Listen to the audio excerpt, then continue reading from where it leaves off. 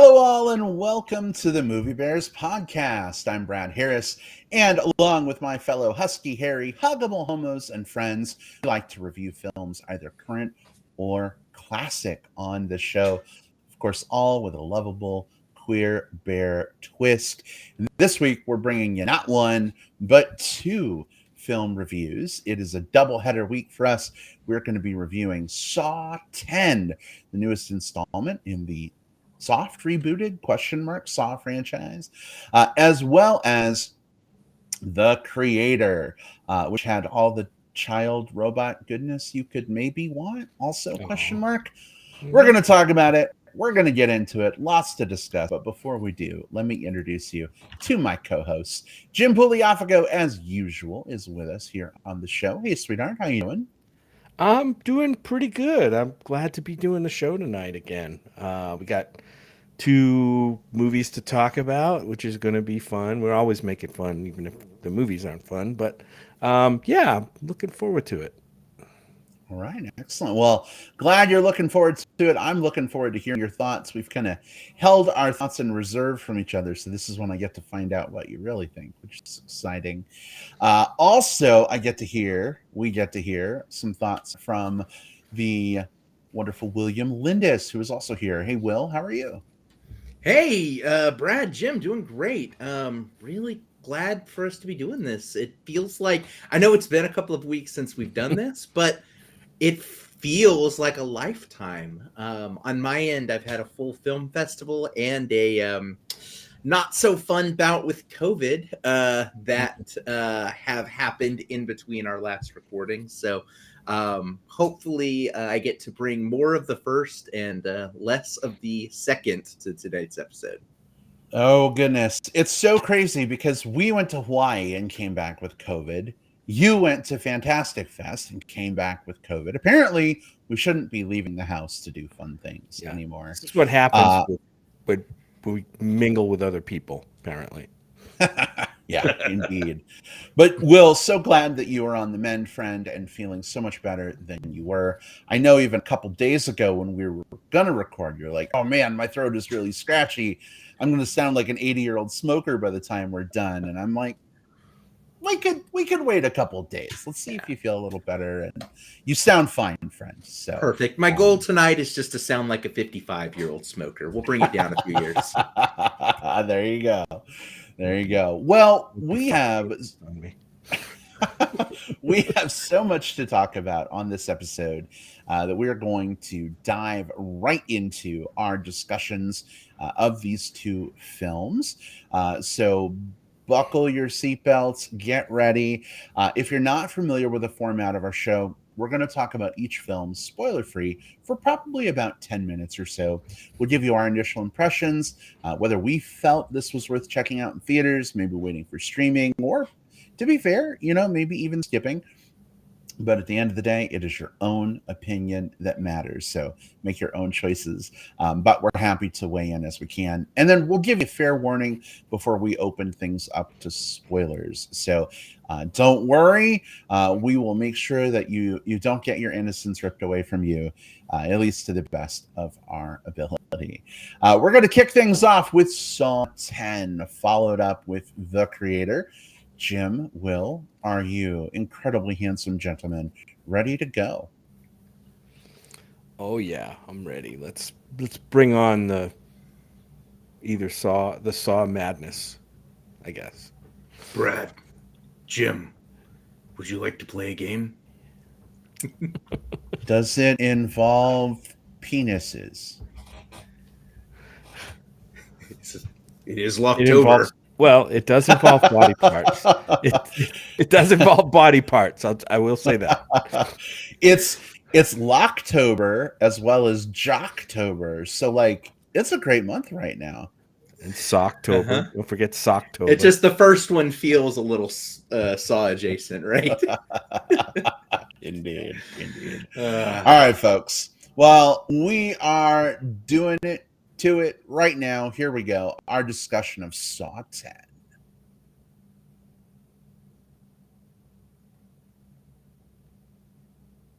All right. So, Will, our handsome friend. You are kind of the horror aficionado. In fact, you're just on the heels of a genre film fest where I'm sure you got to see some really cool horror entries. Maybe you could kick this one off for us. Tell us a little bit about Saw 10, your experience seeing this film, and is this, is this juice worth the squeeze? What did you think? Yeah, I'll start by the experience of seeing this one. Saw 10 was actually one of the secret screenings at Fantastic Fest, the genre festival I was just at. So, with these secret screenings, you sign up for them. You don't know what it is you're going to get until you get in there and it rolls. This one, they tried to tease it out a little bit. In everybody's chairs, there were these little like two sets of pong balls that were like painted like eyeballs. So Yeah. the judge look at those. It was pretty much as soon as everyone sat down, they're like, "I think it's going to be Saw. I think it's going to be Saw," just because the poster is very eye focused. So if you're going to see any type of movie, seeing it at a festival is a great way to do it because generally you have a lot of energy, you have a lot of excitement, you have a lot of engagement with just about any type of movie you see in that type of environment. So, Saw 10. This is the 10th entry in the Saw franchise, but only the second one chronologically. That's correct. Yes.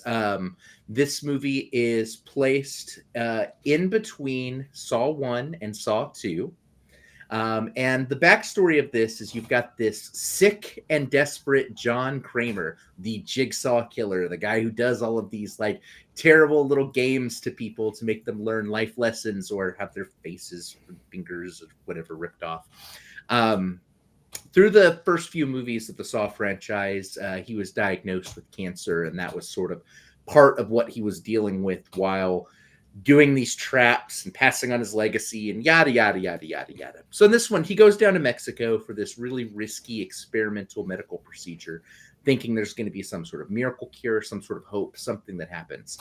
He finds out pretty quickly that the whole thing is a scam. It's there to defraud people, specifically people who are sick and dying and very vulnerable. So what does John Kramer, the Jigsaw Killer, do? Well, he decides to enact his own form of justice / teaching lessons to the people that were involved. As far as Saw movies go, I'm going to start by saying I think for most people, you know if you're going to want to see this movie or not, okay?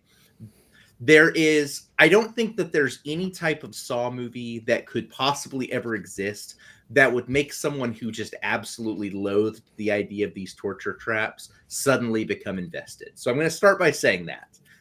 You know what you're getting with that.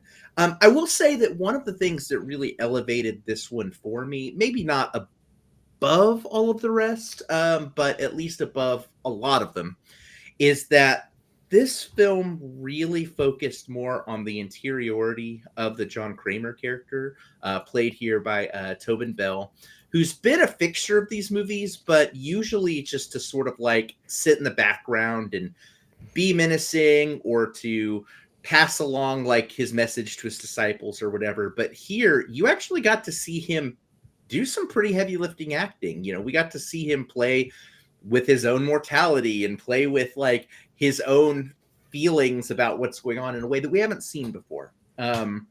So I think that was the real boon to this one. I did see in the Q&A afterwards, they addressed this directly. They said the reason they placed this one exactly where it was because they felt like they sort of, as a franchise, sort of killed off the John Kramer character too early in the franchise and didn't really give him enough to do. And so this way they could come back and let him do a story while also setting it exactly in a spot where he's got his best relationship with Amanda, who we get to see in the form of Shawnee Smith here, so that we could play a little bit more with their relationship. And I think all of that's a success. I think the setting was a success. I think the traps were, as far as these traps go, a success. I ultimately liked this one, probably more so than I was expecting after being pretty disappointed with Spiral and being, I guess, honestly kind of disappointed with Jigsaw as well, the last two movies from this franchise. So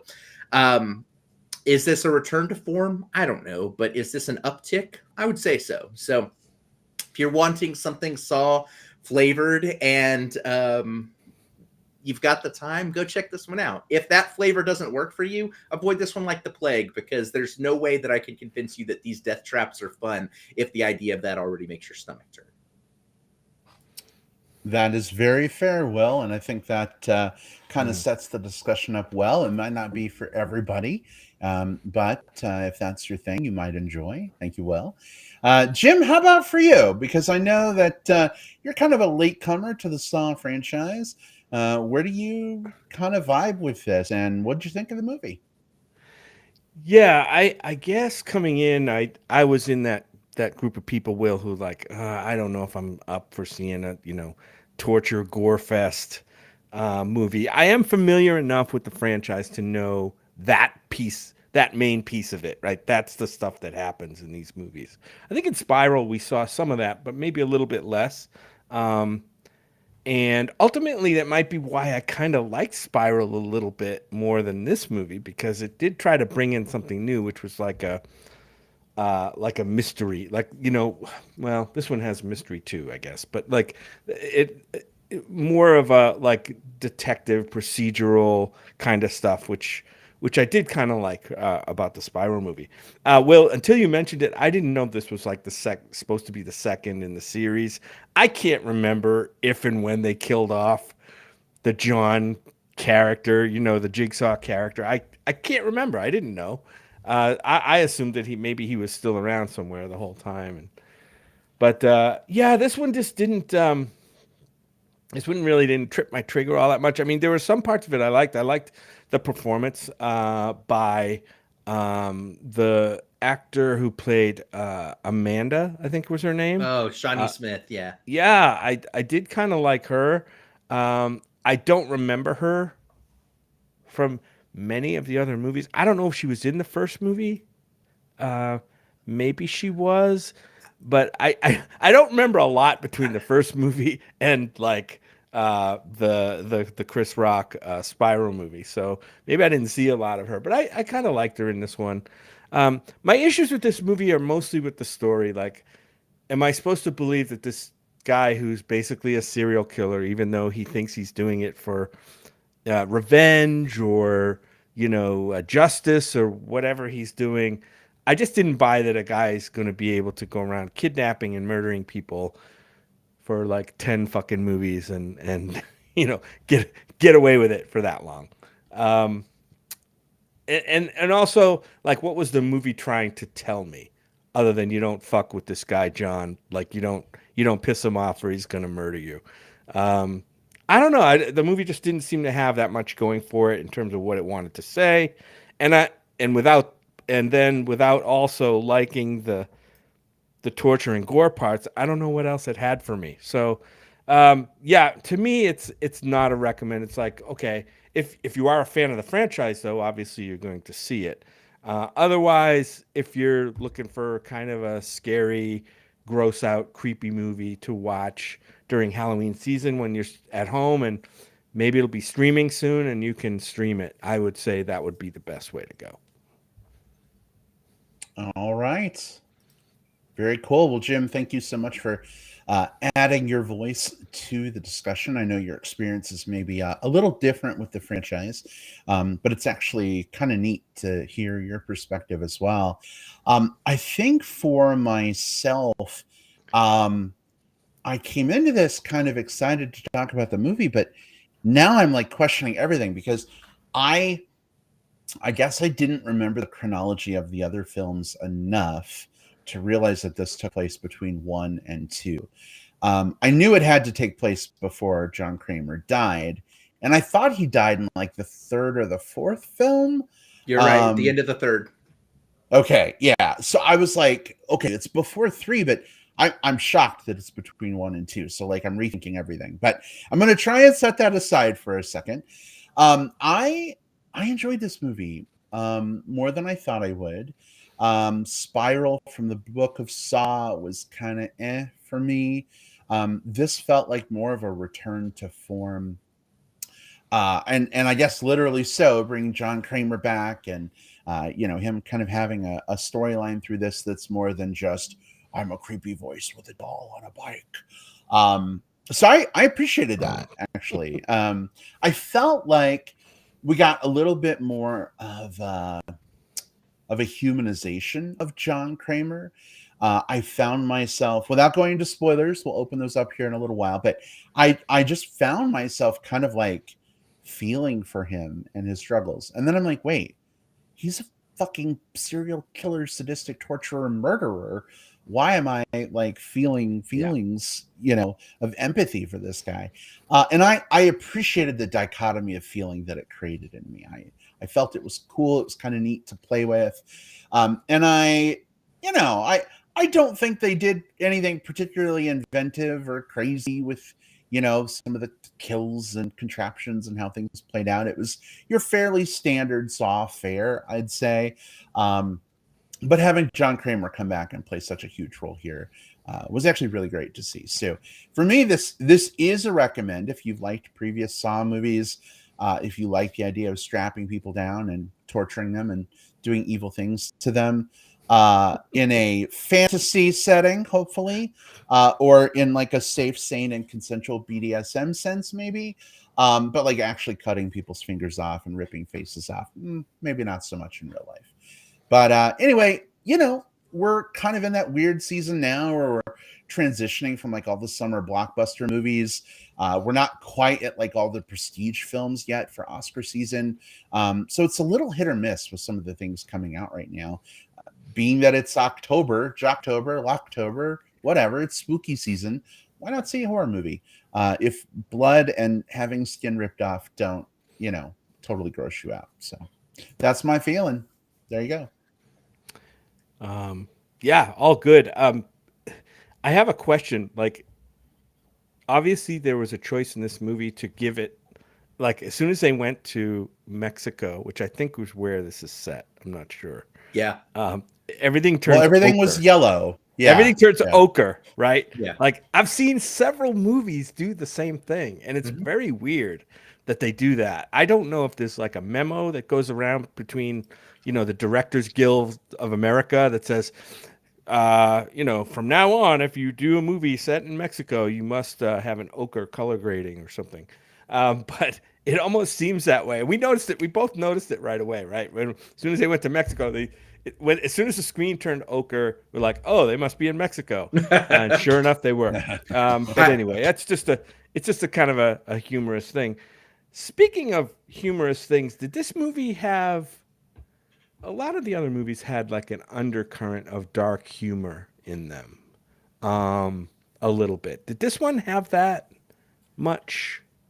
Do you remember? This one to me felt about in line kind of tonally with where some of the other ones were, in that, like, I think it's not really like humor. I think it's more just sort of like that uncomfortable, just like, oh, holy shit, what is this machine about to do? Or and then of course any movie is always going to have like characters who are over the top, whether it be like, like they deserve this, or I hope they get out of this, or like, what is this person hiding? Because that's what compels us through them. But I don't know that this one was any more or less, at least for me, any more or less funny than kind of like the baseline for the average for the franchise.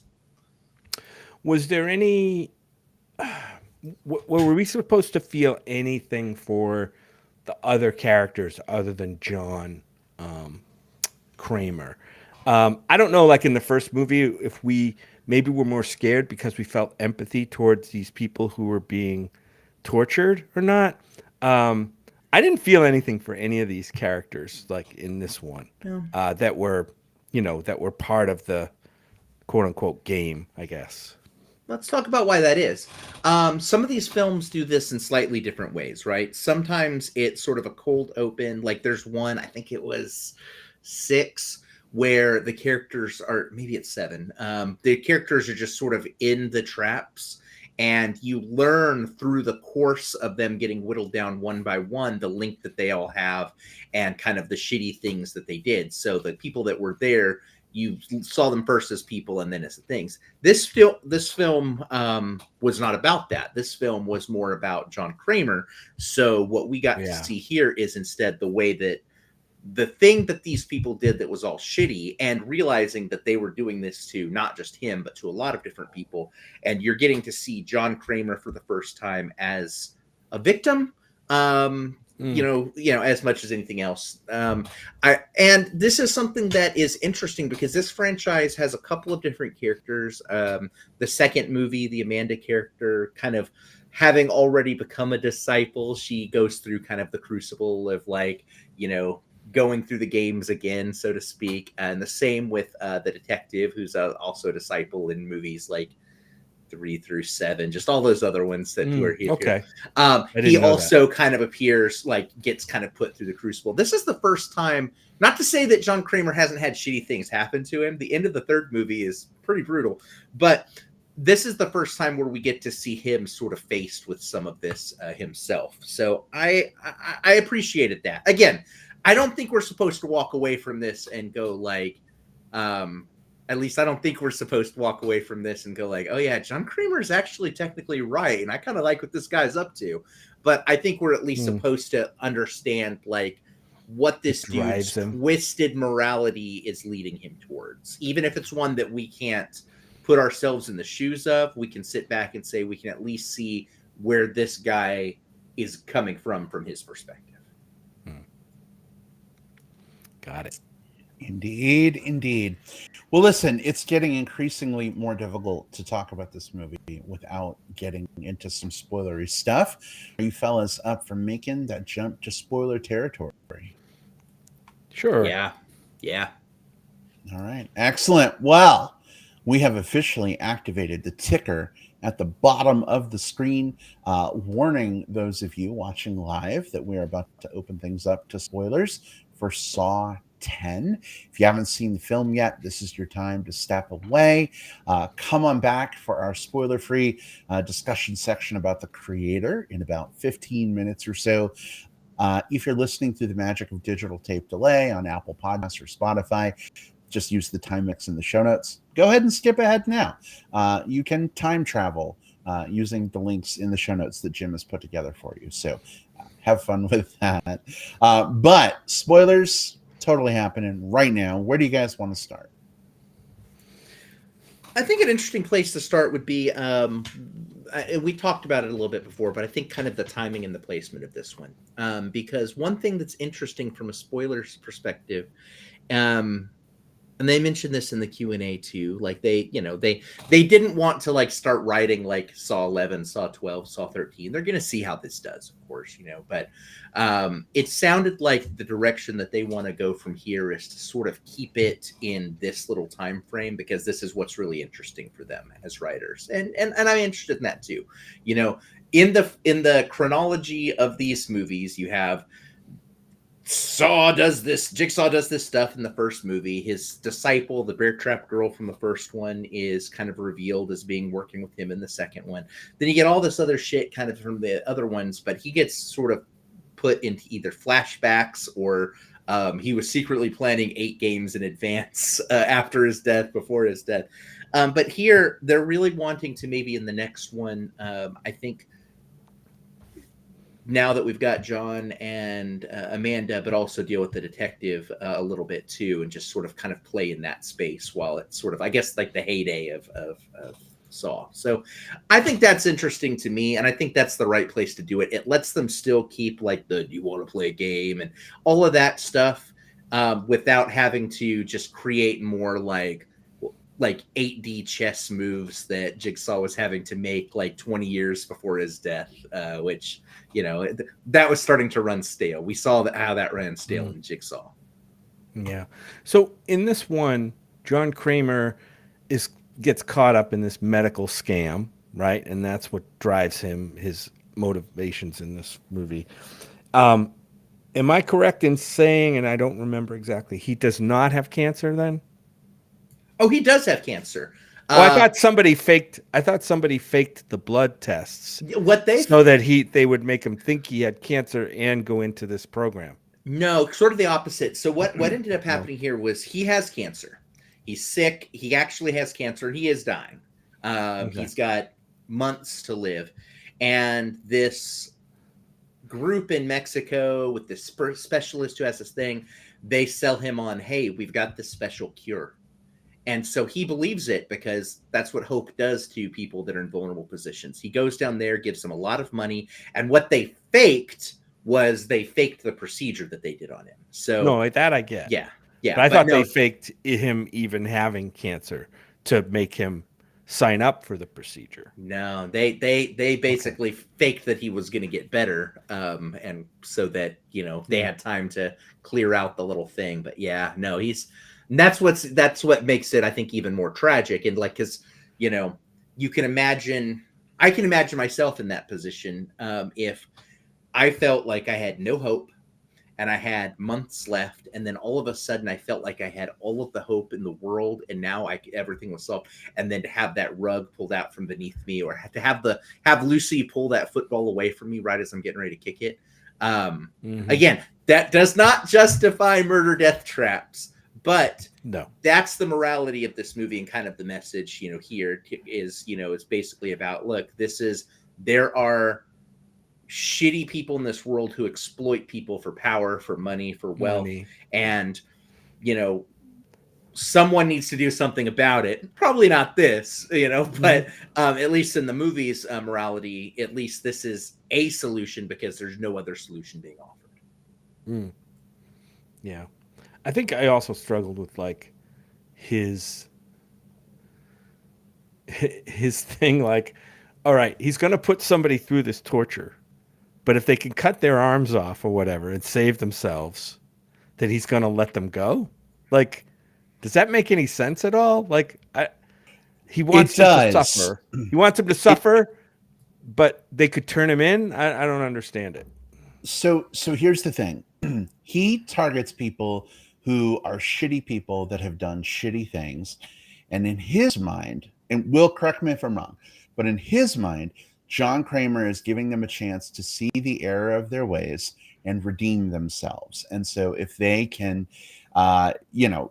live through his games and get themselves free, then they get to walk, they get to go.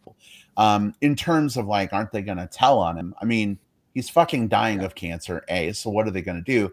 And like, B, are they going to be able to find him? Is he still going to be at that warehouse? Is he on the run? I don't even know that he cares that much. And within the lore of these movies too, you're absolutely right, Brad. He's sort of thinking like, if you have the willpower to get through these things, it will be a transformative enough experience that you'll now value life in a way that you didn't before, because you took it for granted and you took other people's lives for granted. And obviously this is a fictionalized world where this exists. And within this fictionalized world, a strong percentage of the people that do survive his traps actually do become his disciples. Like, this has been something that has sort of popped up through the films. Like, some of the people that have survived showed up in Saw 7 as like, oh yeah, these guys are actually now working for him. That didn't go much further past that movie, but that's where the Amanda character came from. She was a sort of a drug addict who had some other stuff going on. She was responsible for the death of Jigsaw's baby, because this is a soap opera too.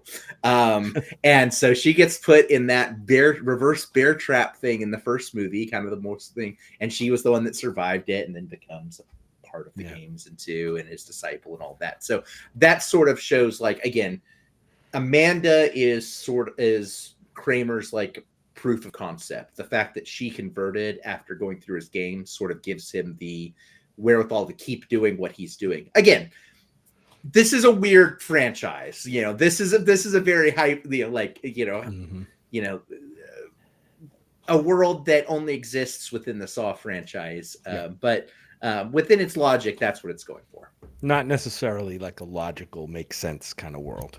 I was glad that the movie did circle back to his friend Henry, right? Because, the whole time in the last half of the movie, you're like, well, what about Henry? Like, what about the dude that said, oh yeah, I was cured and I have this scar and they did this procedure on me and now I'm cured. Obviously he he was part of the scam. Where the heck is he? And sure enough, he gets his comeuppance from John Kramer at the end as well. So I was happy to see that. Brad. So I got a question for you. Actually, it's two questions. First of all, I know that compared to Jim, I would say that you're probably of the two of you sort of more on board with like the death trap murder porn part of it of the two of you, right? So I asked this question with that. Was there any of the traps that were like more creative or more interesting or more air quotes exciting for you? Like how did you feel about those parts of the movie?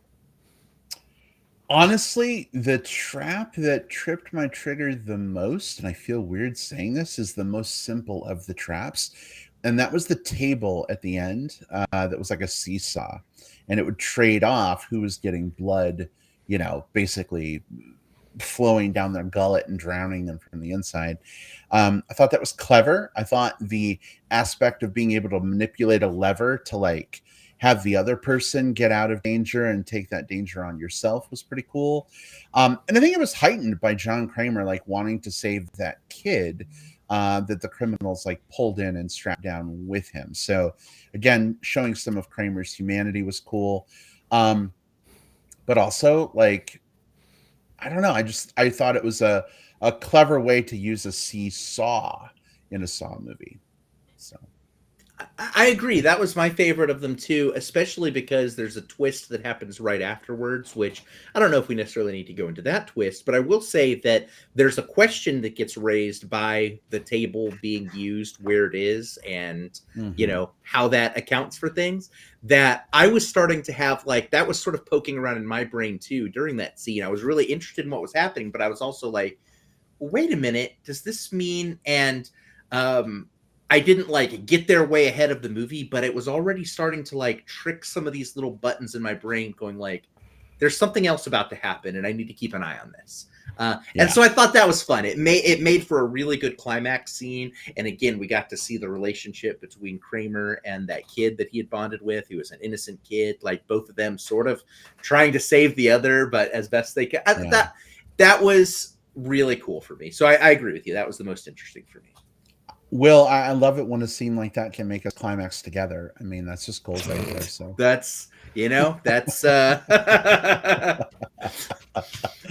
oh goodness.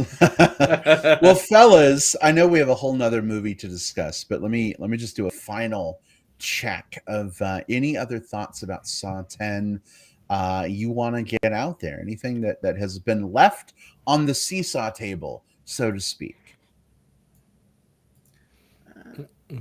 Only other thing I'll note is the villain of this one survived.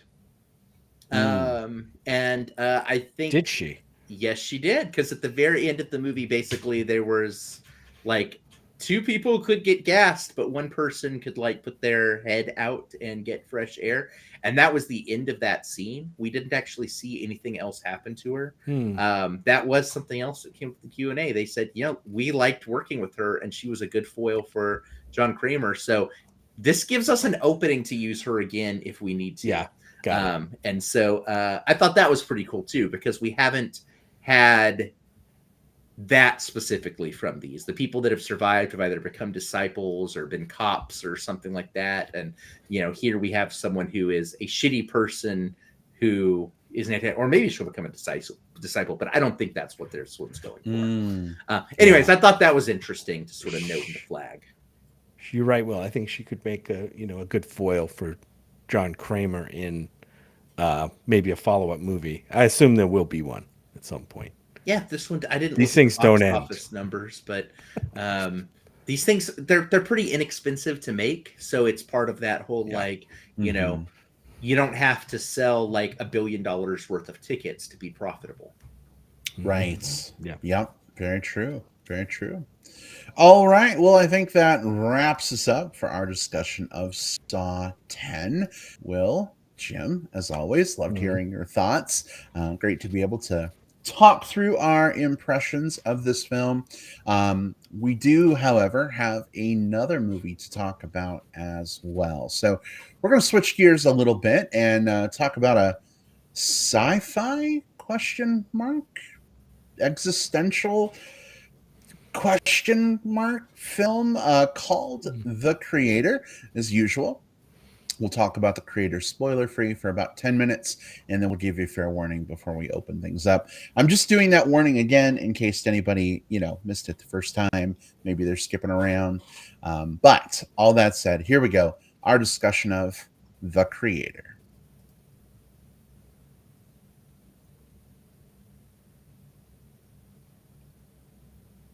All right, Jim, if you don't mind, I know you happen to be a little bit of a fan of the director of this film. Seems fitting. Yeah. That maybe you'd be the one to kick this off. What the hell is The Creator? And is this worth seeing in theaters while you can, waiting for streaming, or maybe even skipping entirely? What do you think?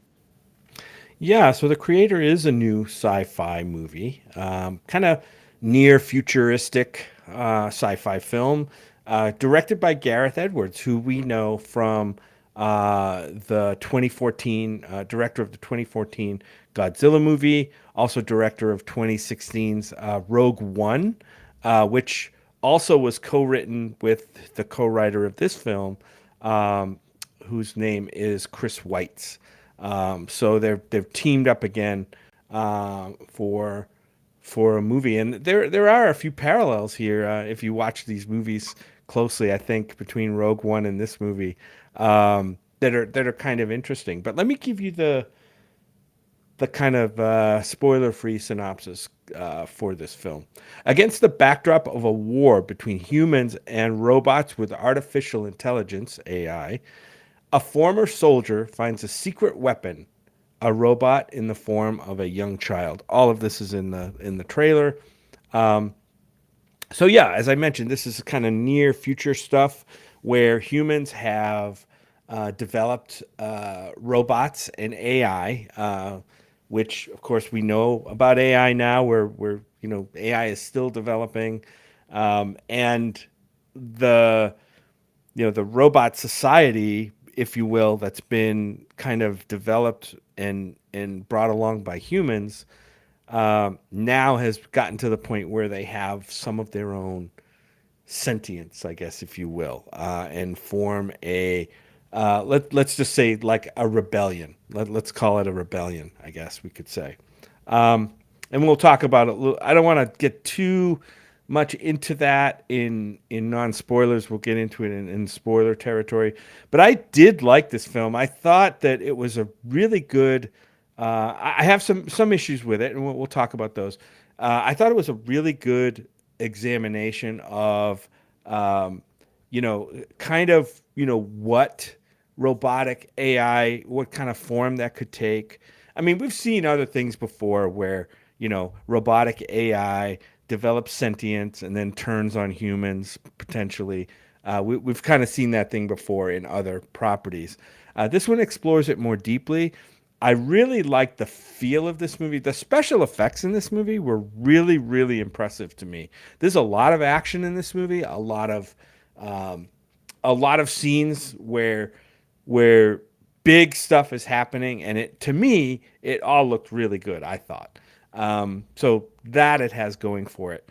The one thing I will say is that I thought the film was a little bit too long. It comes in at like 2 hours and 12 minutes, which felt a little bit long, especially when you get toward the conclusion or the resolution of the story. It almost like it has several endings.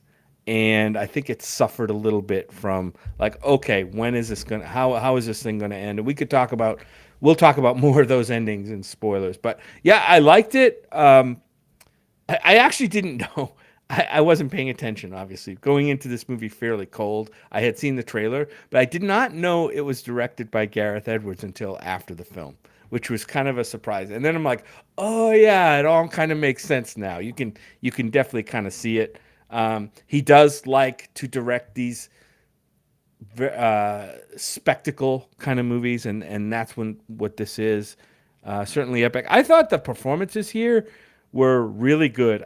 John David Washington as Joshua, kind of our main protagonist, is really good. Our army guy who goes in and is trying to find this AI child who is the secret weapon. Madeline Yoon Voiles, who played Alfie, the AI child, I thought was really good as well.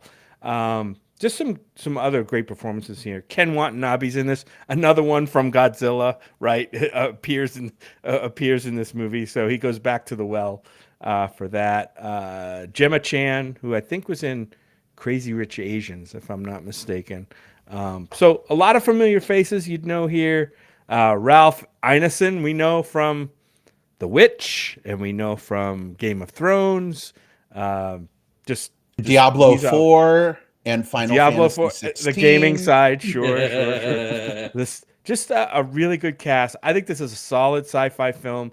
It feels a little bit different from a lot of the movies we get today. It feels almost like, I don't want to say it's a fully original movie because we've seen these ideas about AI in other things before. Like you might see pieces it borrows from things, but if in the whole, it feels like an original film, and I give it credit for that. So yeah, I think this is one that's definitely worth seeing on the big screen. I think it's spectacular enough on the screen. There's a lot happening on the screen that would make it worthwhile. So this is a thumbs up for me. All right. Thanks so much, babe, for sharing your thoughts and your recommendation. Will, how about for you? Did this one maybe strike you as well as it did for Jim? Do you feel a little differently? Where come down? Yeah, so this is one that I ended up getting a chance to watch twice. First time, this one also played as one of the premiere screening. It wasn't a secret screening, but like a premiere screening at Fantastic Fest. But then I went to go see it with my fiance Scott once it came out, because this was one he was interested in seeing. And I will say that I think I actually enjoyed the experience better the second time. I was able to vibe with what it was going for a little bit more. I will say that there's one thing that this movie has very much in common with Saw X, actually, which we just talked about, is both of these movies are movies that are good enough but fall short of being like something special, you know? And in this case, I think the things that are good about this movie are, this is an original property, right? You know, this is this IP doesn't exist before, ostensibly won't exist afterwards. You know, this is just sort of a time capsule in time. The performances are very good. Specifically, those two leads, John David Washington and Madeline Yoon Voiles, as Joshua and Alfie. I also will, any movie that has Allison Janney in it automatically gets like a thumbs up from me, and she gets to play a little bit against type here with what she does. Some of the things that I think hold it back a little bit. Part of it is the Gareth Edwards of it all. I think he is a very good director in terms of staging action sequences and in terms of staging like big stakes that kind of escalate through kind of the final portions of the movie. I do think that, you know, like you mentioned here, sometimes his movies have a tendency to have multiple endings or to just sort of like overstay their welcome a little bit. And that's what I think the creator does. There's a point where I thought this movie was going to end, and then there was a whole there was a whole another 30 minutes of like movie after that part where I thought it was wrapping up. And then there's also and this one's just a little bit weirder to sort of verbalize, but there's this sort of fetishization of like Asian cultures as sort of like alien and mystic that we get to see in Rogue One and a little bit here. And that becomes a little bit like, I don't think that it's intentionally demeaning or anything like that. That's definitely not where he's going with. But once you kind of put all these movies back to back, it feels a little bit like Tarantino and Feet. Like, you know, you see it in one movie, it's one thing, but when you see it in 3 or 4 movies, you start to go, what is this about? So this is a good movie. I think that there are some things that really, really work about this one. But and it utilizes John David Washington way better than Tenet did. So I'll give it credit for that. Like this is I didn't see that one. Yeah. You didn't miss anything. Sorry, Nolan fans, but Tenet sucked. I don't know. Like this movie, for every 2 steps forward, it had sort of like a half step back for me. I liked it. It's a good movie, but I just don't want anyone to come out of this going like, holy shit, Will thinks this is one of the best movies that he's ever seen. I need to go see it now too, because that will set your expectations way out of alignment with where I think they'll align. Should you go see it? Probably. I think we should support original IPs, and I think this one does look good on the big screen, but just, go into it expecting good enough, and I think you're going to have a good enough time. That's fair to say. Will, thank you so much for your thoughts. For me, this was a 3.5 star film out of 5 for me. I'll just preface saying that. And what you guys were talking about this film, like, it's fine. It's kind of good, but it's not great. I mean, I definitely fall into that camp. I like some things that this movie was trying to do with some of its like social messaging. I really love the blend of like, AI, robot parts on people. Is somebody a robot? Do they just have cybernetic implants and replacement limbs? It was really neat to see the fusion of like technology and like humanity form. Yeah, absolutely. So from a visual standpoint, that was super cool to see. It was really interesting to me. But the almost like fetishization of Asian culture just stuck out to me as a little weird. Even forgetting Rogue One for a second, and as we're talking about that, I'm like, oh right, we had that whole thing. It's just, I don't know. It was a little very romanticized and mysticized, and I'm not quite sure where that he was kind of going with that. But interesting to see the conflict that this film sets up. Jim, you mentioned it's kind of like a robot rebellion. It kind of feels to me like it's robots just living in another part of the world, wanting to do their own thing, and America can't fucking leave enough alone. But we can talk more about that maybe as we get into spoilers. But for me, it's a big social commentary, and like, maybe we should mind our own fucking business, or maybe that's dangerous. I don't know. That's a bigger discussion to maybe be had. But I agree that this is worth seeing in theaters, especially, again, we're kind of in that weird place right now between summer blockbusters and prestige season for the Oscars. So movies can be hit or miss. I think this is definitely one that folks will enjoy if you kind of like mystery boxes, if you kind of like mysticized stuff, if you kind of like technology. There's a lot here to enjoy. But I am just going to say, I'm not going to spoil any plot elements, but this movie has 4 fucking endings. I counted them. 4 different endings. And only the last ending is the end ending, because then the credits start to roll. And I'm like, Jesus fucking Christ, if there's one more goddamn ending to this thing. I don't know. I was struggling a little bit. I got to the hour and a half mark where the first ending kind of happens. I'm like, cool, this movie was the perfect length. This is awesome. And then it just kept going and going and going. And by the time it was over, it was only 2 hours and 20 minutes or whatever. But I felt like I'd fucking watched Oppenheimer again. And I was just like, well, okay, fine. But this was a lot more interesting to me than Oppenheimer was, and I really appreciated a lot more of the things that this movie tried to do. I know, Oppenheimer's a fucking masterpiece. Bow down at the altar of Nolan, but like, this was a much better movie to me, even though they both suffer from way too many endings. So, all of that said, I mean, it's definitely a recommend, but like, learn when to end your fucking movie, please. And you're absolutely right. I think we've all kind of said the same thing about the endings.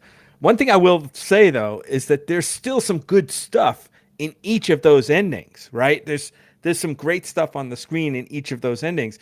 If the film had been edited a little bit tighter to kind of either drop some of the stuff that doesn't work as well in those endings, or doesn't kind of bring you to the right pitch at the end, I think this one could have gone from a darn good movie to a pretty great movie.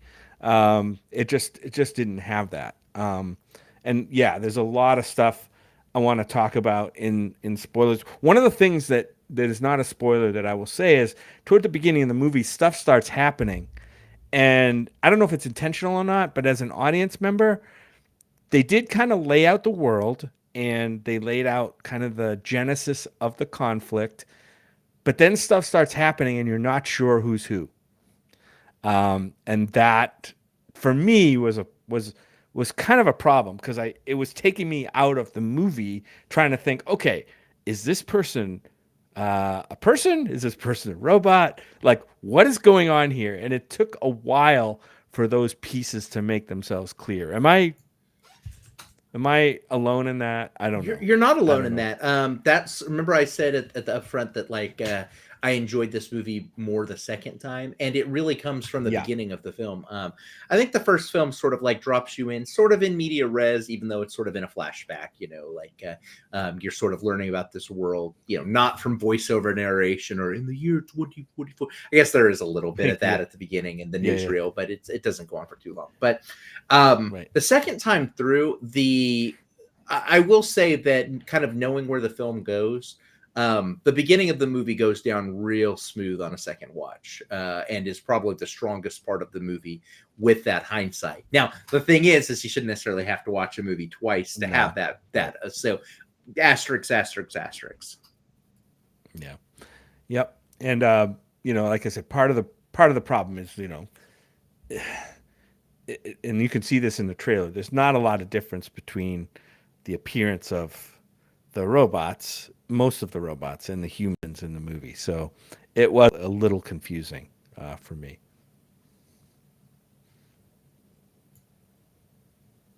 Yeah, I don't know. I found it interesting to kind of get into the politics of it all and kind of like how things were coming to a head and why.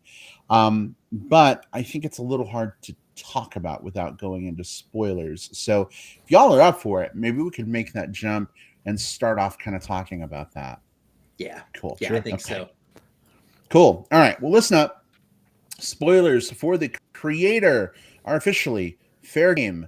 I know, because I just activated the ticker at the bottom of the screen that warns you, if you're watching live, that spoilers are inbound. If you're listening through the magic of digital tape delay, there are no plugs this week, so there's nothing to skip ahead to. But go see The Creator, maybe. Check it out, then come on back and listen to the spoiler section of the show. All that said, spoilers are totally happening now. What did y'all think of the socio-economic, political conflict at the heart of this human versus AI battle? I have mixed feelings on it, and some of it goes back to what you guys were saying about how the Asian mysticism thing kind of factors in. So in the film, the stronghold for the AI robots is a place called New Asia, right? And to me, the film portrays New Asia as kind of like old Asia. Like it looks like a very, for a film that's in the future, it looks like they portrayed it as a very backwards place, right? People living on stilts on the water, and it just didn't. I don't know. For a place that's run by and built by robots or populated by a lot of robots, it didn't feel very technologically advanced as opposed to what the U.S. Army was bringing. However, I did appreciate that the movie kind of felt a little bit I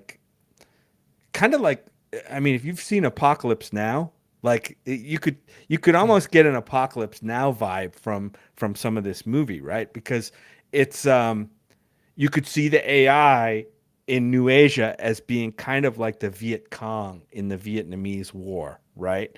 Versus the U.S. military. It kind of had that vibe to it to me, and I don't know if that was intentional or not, but it definitely felt like that.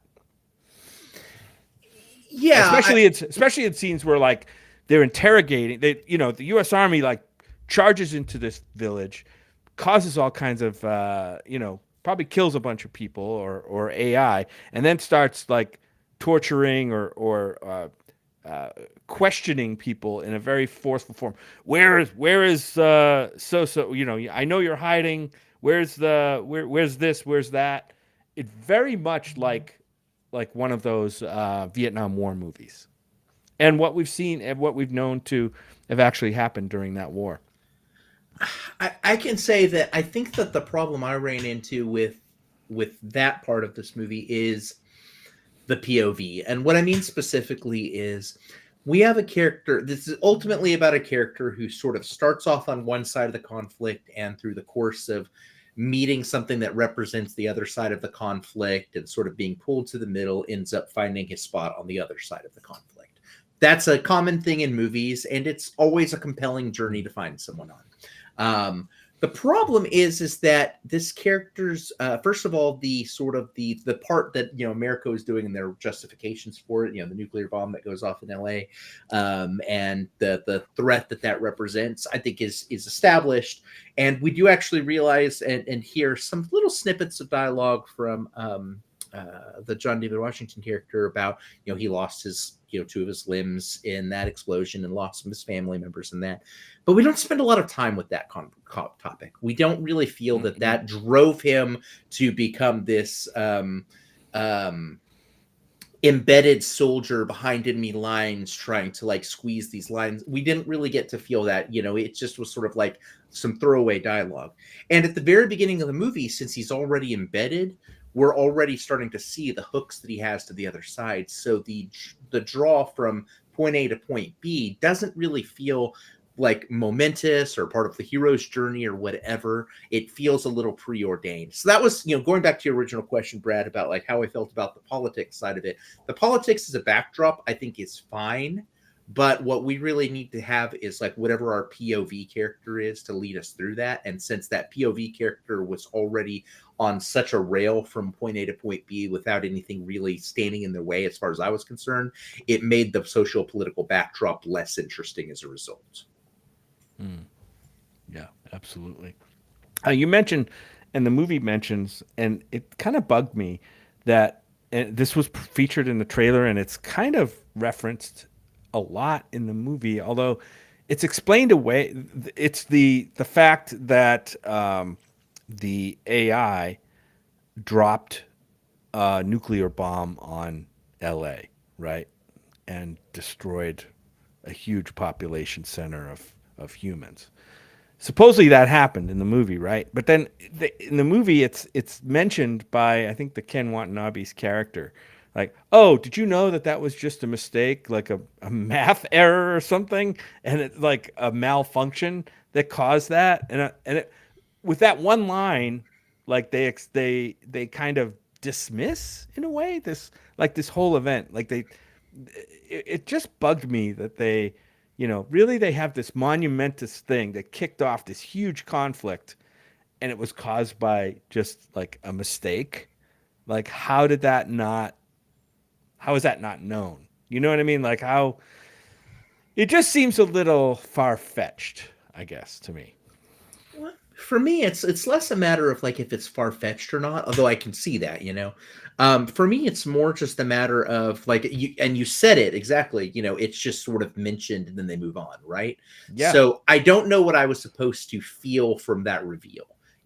I think the idea of a war being kicked off by something kind of silly and stupid that was just like a thing, I think that's compelling. I mean, think about that's the backdrop of like like Doctor Strangelove or something like that. Like that is something that we've seen in sort of like Cold War movies and will the bomb drop type things. So I didn't have a problem with that specifically, but in each of those, we feel like this seed is blossoming into something terrible, and there's nothing we can do to stop it. It's like it's almost like Lucille Ball trying to stop the chocolate coming off of the conveyor belt. And you just know that it's going to keep going and it's going to get out of control in this thing. And here, since we're so far removed from it, it happened in the past.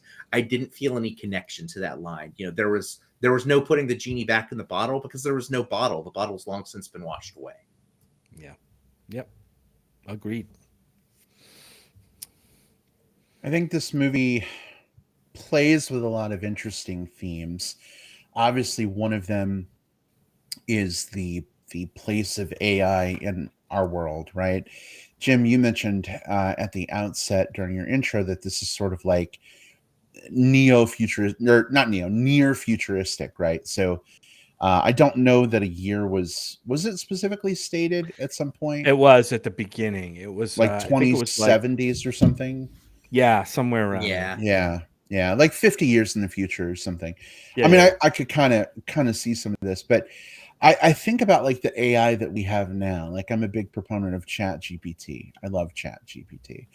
I think about like AI art creators, and there's a lot of controversy around that, of course. But it's like, how is AI going to evolve as like a service versus AI that's in like a robotic body? Once we give AI the ability to start interacting with the physical world in a physical form, I don't know that there's putting that genie back in the bottle. I don't know that I would want Chat GPT walking around in a robot with guns strapped to its arms.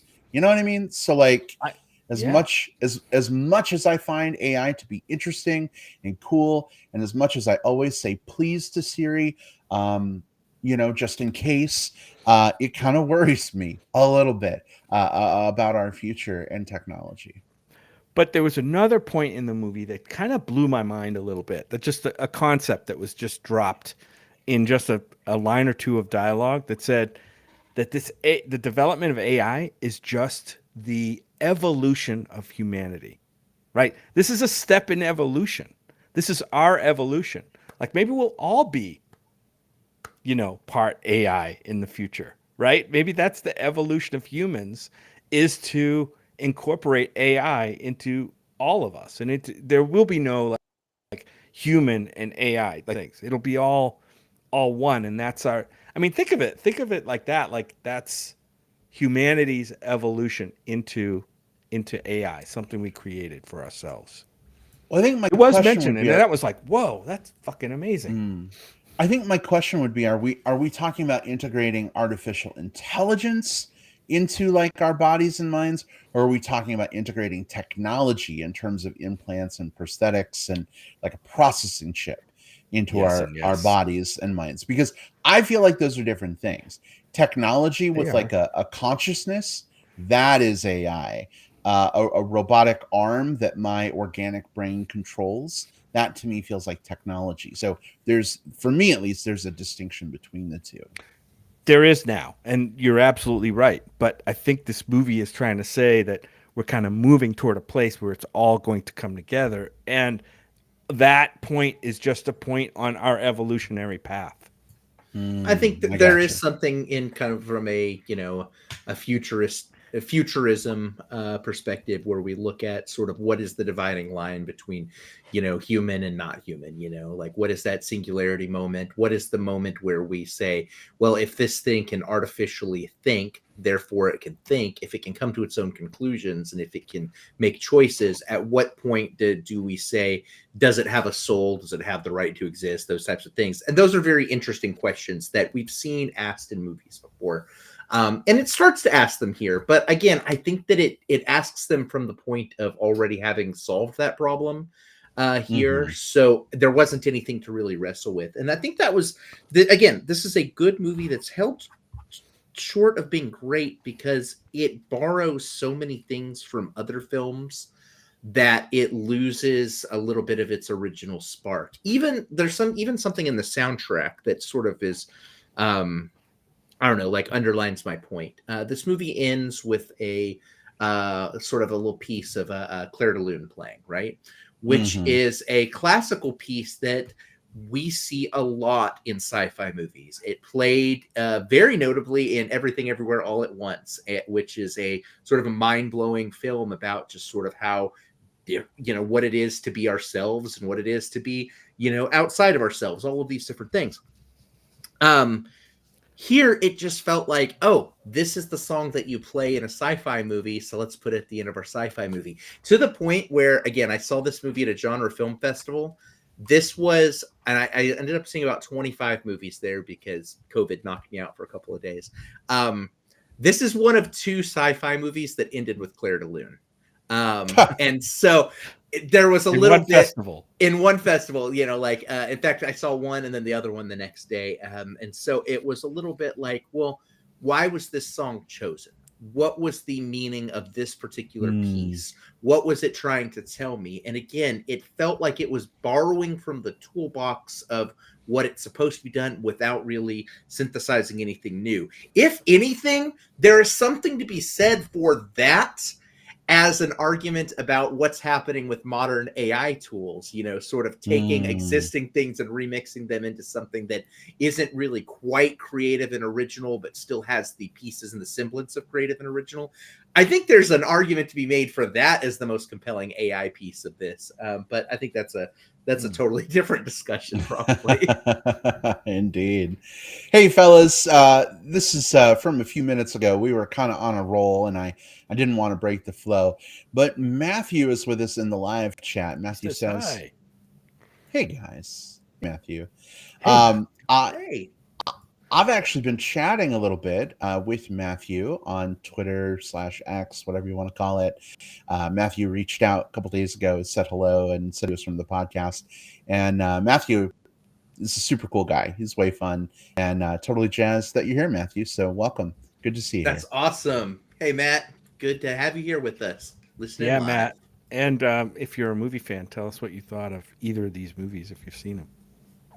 Indeed. And Matthew, in case you missed the first movie was Saw 10. Not sure if you saw that one, but let us know what you thought if you did. Jim, Will, any other thoughts on The Creator before we move to wrap things up for this week? I'll just say I was a little sour in this one, and I want to really say that there are some fun things in this movie. There's some good set pieces. And some absolutely stellar performances that are really, really relatable and really pull you in. I mean, I think I hit a little bit more on some of my negatives in the review, but there is enough here to warrant going out and checking this one out. Just again, set those expectations, where they need to be. I had one quick question, and it may have been something I missed in the movie. I'm counting on either of you guys to fill me in.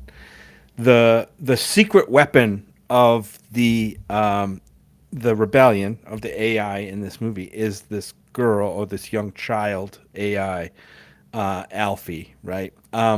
Why was she the secret weapon? Like, what was it about her that made her a secret weapon? Was there something special about her, or that was different from like Ken Watanabe? Or I don't understand. Yes. The thing that was different is that she was made different, right? So the Gemma Chan, we're in spoilers. The Gemma Chan character who is the Nirmana, who created the weapon. She based the weapon off of sort of her own like growing child. That was part of like kind of the thing. And the idea for it was they needed to have some sort of like AI robotic body, whatever it was, that could grow with this power to like control electronics, because it needed to be something, I guess the way that it was built, like it couldn't just be like flipped on at full power, it had to be sort of built and grown and stuff like that. So she made it as a child that could grow. So the thing that was special is just that it was made special. It wasn't like a special bomb inside of her or anything like that. Like, just like she was made directly by this like the Nirmana, like the top of the technical creators, as opposed to, so she's the original, as opposed to like the other robots you could say would be like photocopies of photocopies of photocopies or so. Right. Okay. I don't know if that really answered it. Yeah. But that's kind of it's just like I was expecting to find out that there's something really special about this one particular AI being, and it really wasn't. I mean, she's a good character and she, cute kid, whatever, but like I didn't get the sense that she was super powerful. I mean, she could like control things. She could shut things down. She could like set on EMP. I mean, there were lots of things she could do that the other robots couldn't. So there's that. She was one with the Force, and the Force was one with her. Well, that's exactly where I was about to go with that. Well, thank you, Gareth Edwards. All right. She was the chosen one. I know, right? I think that wraps us up for our discussion of The Creator. And Jim, to the question that you posed to Matthew earlier, Matthew says, thank you. I love tuning in. Matthew, so glad to hear that. Matthew says, I've only seen Saw 10, LOL, but I liked it. Definitely an improvement on some abysmal past movies. And then Matthew goes on to say that he's seeing The Creator tomorrow. So, Matthew, hopefully we didn't spoil you too much. I know you kind of came in at the end, Yeah. but hopefully there's still a lot for you to enjoy, even with the stuff we were talking about. Yeah. He may be one of those folks that just, is okay hearing spoilers and can maybe compartmentalize their watching experience from the knowledge of spoilers. We'll see. Yeah. That's a skill I don't have, but if you do, Matthew, No, I don't. I am impressed. All right. Well, obviously, we're going to figure out what we're going to be doing for next week. We've had some ideas being thrown about, but because Will was sick and we took some time away and we were doing some stuff, we're gonna powwow. We're gonna chat. We're gonna figure out what we're gonna do, and we will certainly let you know that. So keep an eye on Facebook, X, etc. But it's been so great having you all tune in this week. Thanks so much for joining us. In case people want to talk between now and our next recording, which is going to be next week, Tuesday at our normal time, knock on wood, assuming no, epidemics happen, no crazy things with work happen. Hopefully we'll be able to maintain our normal recording window, but it's good to have freedom to flex when we need to. Let's talk about how people can interact. Jim, where can people connect and talk to you online? Sure. You could see my movie ratings over on Letterboxd at JJP Out West on Letterboxd. And you can also, I'm still on the X platform over there at JJP Out West as well. But I'm also now, I guess, on this new Blue Sky. This is my new Thirst Trap feed. No? I'm not. I mean, it's up to you. It's up to you. Maybe not. Maybe it's all you. It's all you. Yeah, you can find me over there if you look for me under my name. If you know how to find Jim there, you know what you're looking for there. So yeah. Okay. I mean, say what you want, sweetheart. I just being conscious of mixed. That's true. All right. My dad watches the show, so this could be an editing challenge. So. All right, awesome. Thanks, babe. Will, how about you? Where can folks interact? Just find me on the socials. Facebook is the one I use the most. William Lindis, just search for me there. I'm on Letterboxd. I'm on Blue Sky at the Movie Bear. I'm on Instagram at that same handle. I'm still on X, but man, I don't want to be. It's really just I'm still on Twitter, but I don't really want to be. So look for me on some of the other platforms. I use them more. I enjoy them more. Cool. All right. Thanks, Will. You can find me on Facebook. Just look for Brad Harris. I'm the one that likely has Chub Chaser Bear, etc. friends in common with you. I'm also on Letterboxd as well at iBradPro. So far, we're almost to the end of the year, 3 months to go. But I've rated every movie that I have seen this year, which is something I've never done before. So, Will, I know this was a personal challenge from you to me for this year.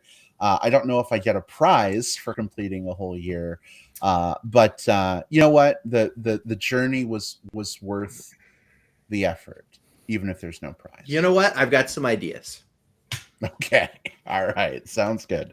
But you folks can also, of course, find all of our past episodes. This was episode 487 of the show. We are quickly approaching episode 500. You can find back catalog.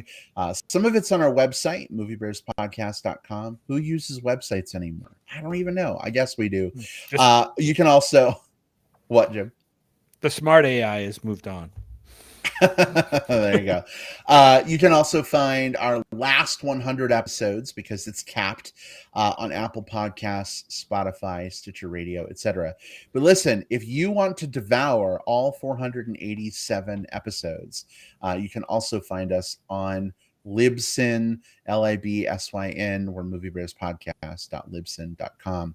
You can find a recording of every single episode we've ever done there. It's kind of fun for me to go back to like episode 5, episode 102, just kind of check things out and, see how far we've come. And especially as we get close to 500 and our anniversary is coming up in December, it makes me nostalgic. It makes me wistful. But how very cool that 10 plus years later, almost 11 now, we're still doing what we love, chatting movies and hanging out. So thank you for being part of that magic. Those of you who tuned in live, those of you who are listening while you're on the treadmill or driving to work or whenever you enjoy the show, we appreciate your support so much. And we'll see you all next time. Take care, everybody. Goodbye. Bye. Bye-bye. We'll play a game later.